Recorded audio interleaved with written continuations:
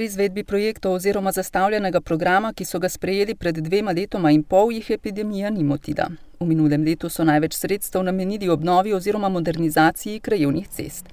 Nekatere od njih so v izredno slabem stanju, precej jih je še makadamskih, pove predsednik Sveta krajevne skupnosti Raka. Tako da nam je zdaj, tako kot sem rekel, v teh 2 letih uspelo po večini to sanirati in imamo pa seveda še do konca mandata v planu nekako te zastavljene cilje okoli cest dokončati. Poleg tega načrtujejo še nekaj drugih ureditev. Šribar izpostavi 2 projekta, obnova mostu na Račni in ureditev parkirišča na Raškem trgu. Za omenjeni most srčno upam, da bo že izveden v letošnjem letu, ker to zadevo vlečemo že nekaj časa.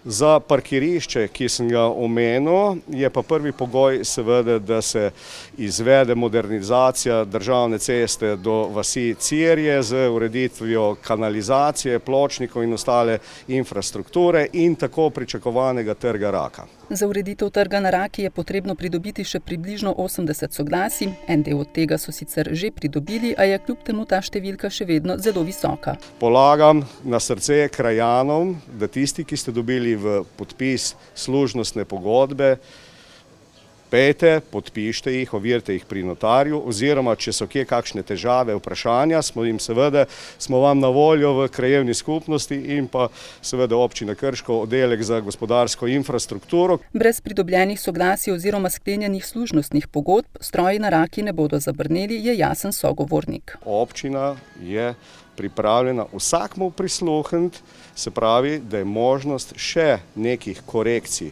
projekta, kar prinaša seveda tudi dodatne stroške, vendar se zadeve odvijajo v to smer. Ampak še enkrat ponavljam, dokler ne bo podpisana zadnja služnost, dela ne stečejo.